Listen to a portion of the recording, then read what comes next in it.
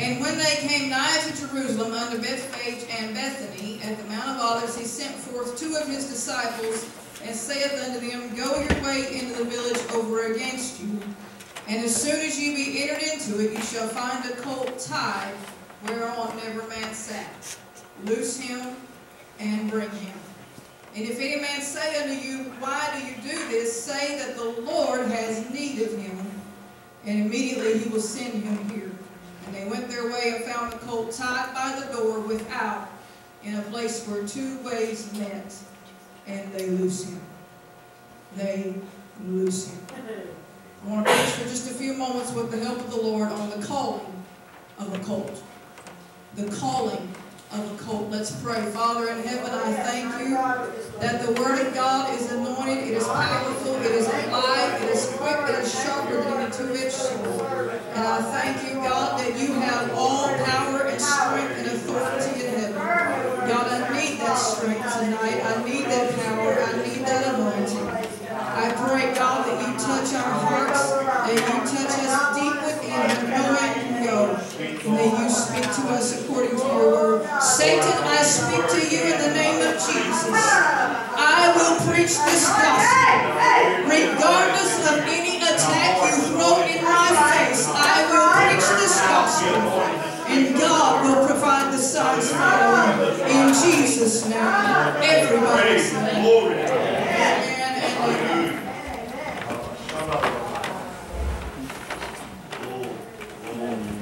I'm very, very weak in body tonight, but I'll preach if I haven't preached sitting down. That's right. The context of our scripture reading tonight is the beginning of the triumphal entry. It's less than a week before Jesus will be crucified, and it's time for him to fulfill the prophecy of Zechariah that said, Your king comes to you on a colt, on the foal of a donkey.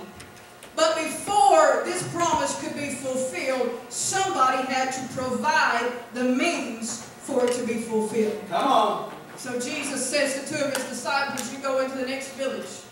You're going to find a colt there that has never been ridden. He's unbroken.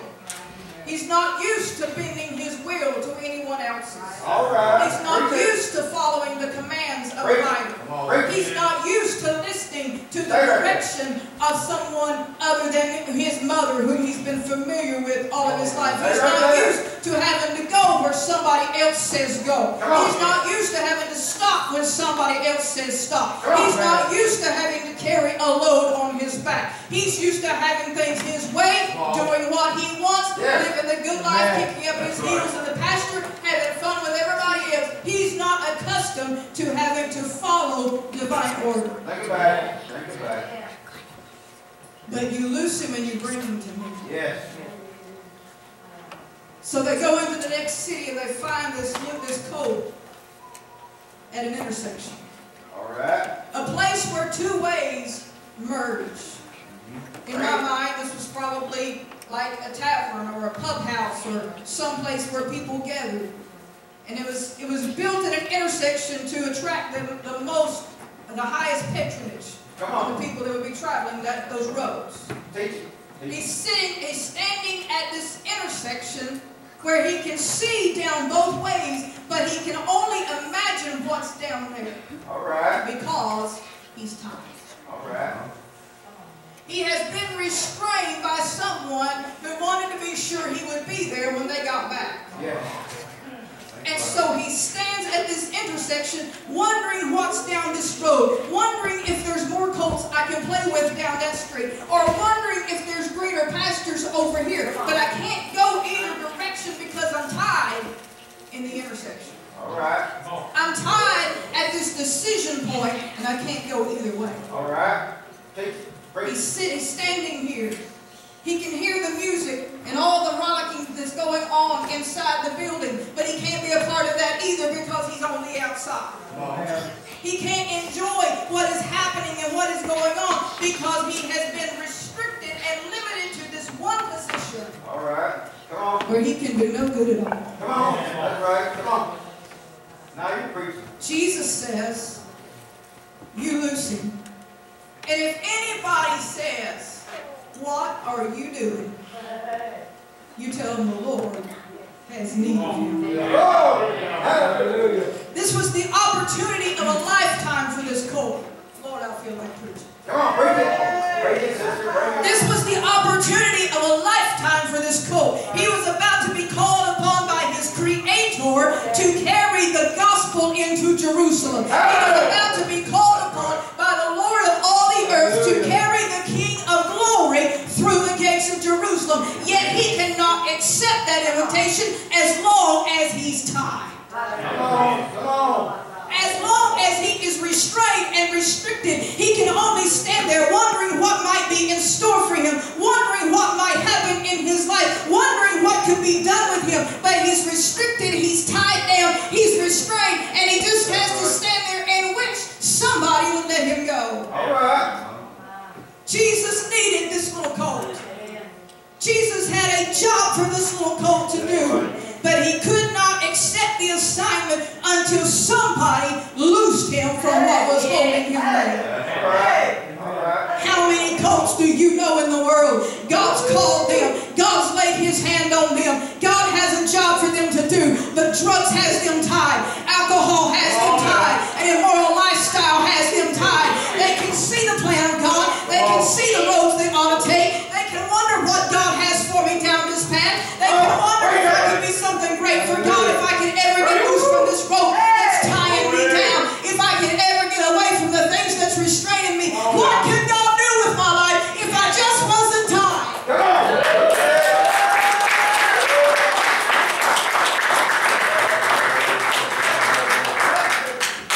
You see them on the streets every day. Yes.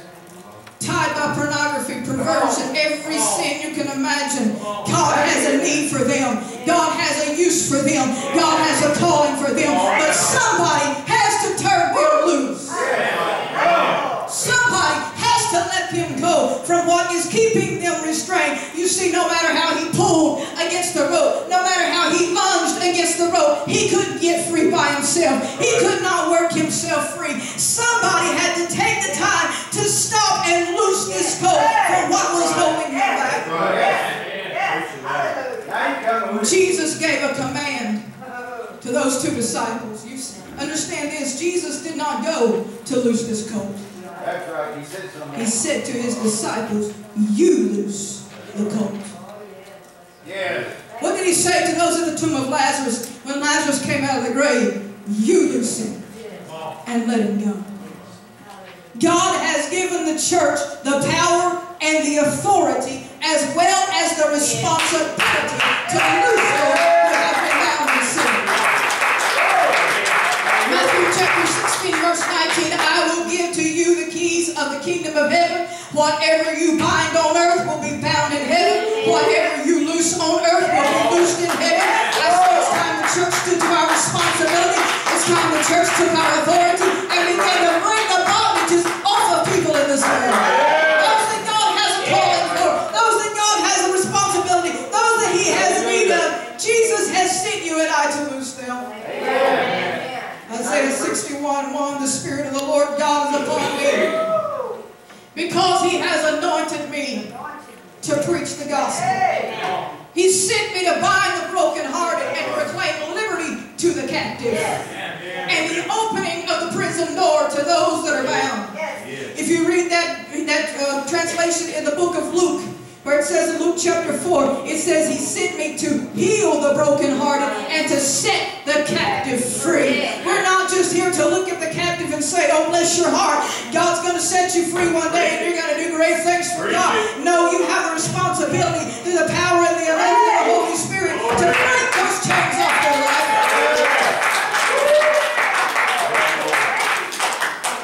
Thank you, sister. No, I'm not suggesting that you're something powerful, you're something all that. Come on. You can't set anybody free on your own. Think about it. Think about it. It's the anointing that resides in you that breaks the yoke.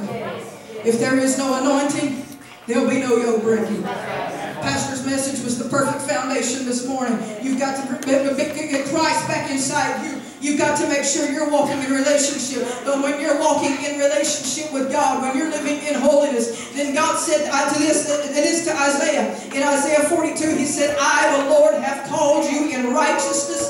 I will hold your hand. I will keep you. I will give you for a covenant to the people, for a light to the Gentiles, to open blind eyes, to bring out the prisoners from the prison, and them that sit in darkness from the prison house. That's what you and I have been called to do. Go quickly to Isaiah chapter 58. This was something the Lord showed me this morning. Isaiah 58.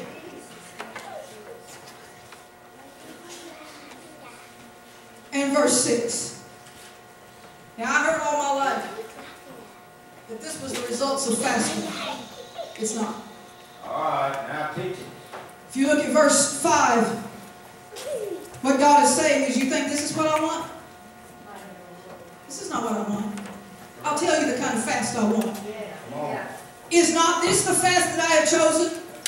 To loose the bands of wickedness, to undo the heavy burdens, to let the oppressed go free, and that you break every yoke.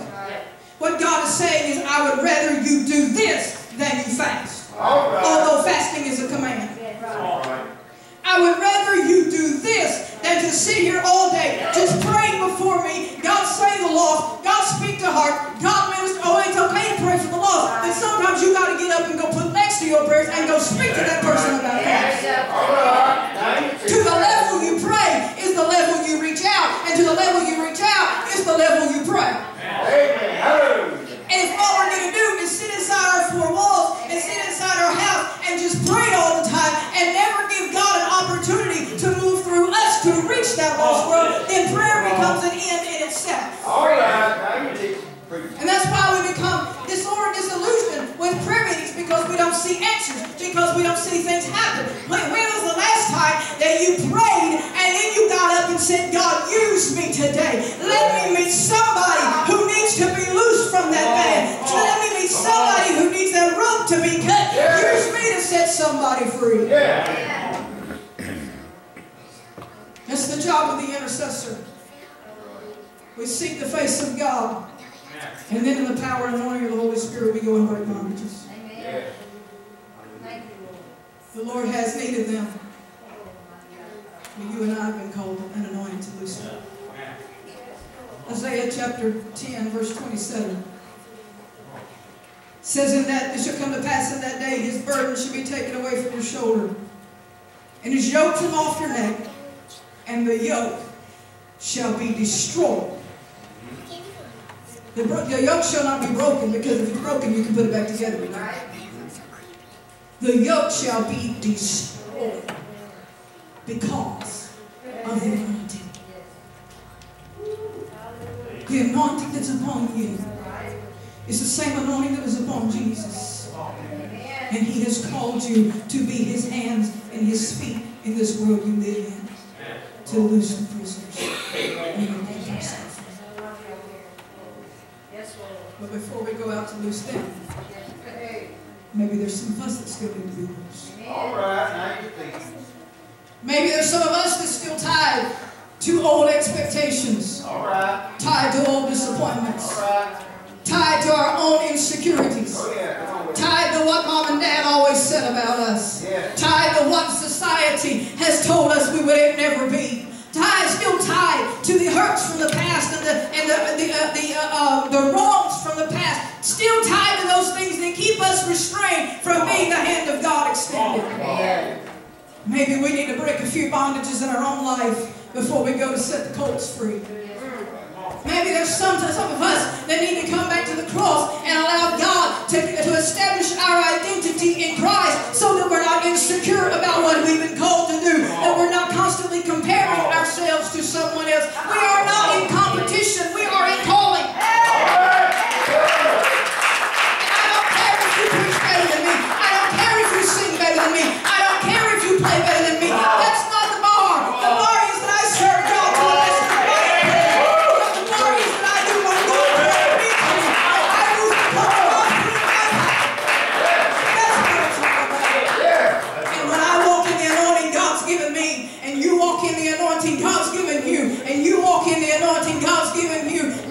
will be changed for the glory in the kingdom of Jesus Christ. Hallelujah. What about those that the Lord has assigned to a specific function? All right, now come with it. Today they're not serving God. Come on. Today they're not walking with God. Come with it.